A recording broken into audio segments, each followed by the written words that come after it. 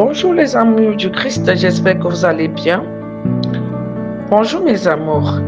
Est-ce que vous êtes déjà retrouvés dans cette situation où vous avez mis du temps, de l'énergie, des finances et de l'espoir dans un truc et vous vous êtes retrouvés plutôt en train de vous poser des questions. Qui m'a mené à faire ceci? Pourquoi je l'ai fait?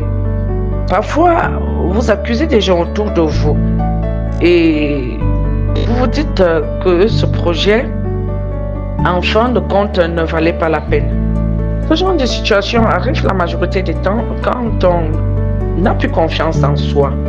C'est-à-dire, on prend du temps à écouter et à faire ce que l'autre lui nous demande de faire. Vous voyez à peu près? Et surtout, nous faisons plutôt confiance à nos pensées. Nous n'avons plus confiance à notre instinct. Et nous nous disons la majorité des temps, je peux aussi faire comme l'autre. C'est pas bien de se mettre en compétition. Je dis c'est pas bien de se mettre en concurrence. Si aujourd'hui ta vision des choses elle est limitée, ne dis pas que tu es en arrière. C'est juste une question de temps. Ça veut dire que tu n'as pas la force de pouvoir traverser cette situation. Donc, vous allez voir certaines personnes, ils tournent avec un bon fond, ils s'en sortent. D'autres tournent avec un bon fond, ils ne s'en sortent pas. Ils ont même des fonds plus qu'ils ne s'en sortent pas toujours. Pourquoi? Parce qu'ils se disent qu'ils sont plus forts que l'autre. Ils sont plus forts, c'est-à-dire que c'est leur force qui les pousse à faire ce qu'ils sont en train de faire. Moi, je dirais, il faudrait qu'on apprenne à dire d'abord que nous sommes des êtres vivants et que nous dépendons d'une personne là-haut. Parce que quand tu te mets déjà en compétition, parce que tu as vu l'autre faire et que tu veux le faire, tu veux aussi réussir comme lui.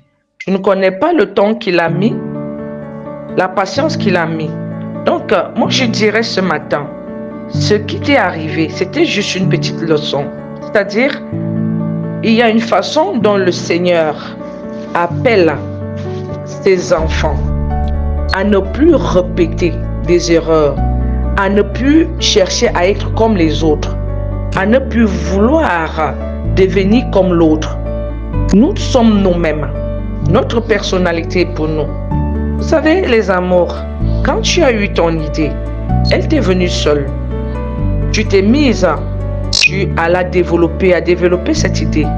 Quelques années plus tard, elle est devenue un projet. Et ce projet a pris de l'ampleur. Et autour de toi, automatiquement, quand le projet prend déjà de l'ampleur, il y aura des gens autour de toi. Et chaque fois que tu essayes d'être un peu déséquilibré, n'accepte pas qu'on te décline, c'est-à-dire qu'on te détourne de ton idée. La base de ton idée est toujours la meilleure. Chaque fois que tu vois qu'il y a quelque chose qui ne donne pas devant, retourne toujours en arrière. Fais un pas en arrière. Pense au premier mot qui t'est venu en tête quand tu as créé peut-être ton idée, quand tu as eu cette idée, quand tu as voulu faire cette chose. Quelle est la première chose qui t'est venue en tête? Focalise-toi sur ça. Quelles qu'en soient les années que cela prend, même ça date déjà de 15 ans. L'idée est la fondation de ce que tu es. L'idée que tu as eue est la fondation de ce que tu es. Donc, il est toujours normal de retourner et d'utiliser la base. Parce que si tu ne touches pas la base, vous allez voir une personne, il finit de construire sa maison. Mais à la fin, il voit que le mur qu'il avait mis ne supporte pas le plafond ou bien la taille de la maison. Donc, il est obligé de temps en temps de retoucher parce qu'il ne veut pas perdre la beauté de la maison que lui il a eu, l'idée qu'il a eu en tête, la vision dont il avait eu.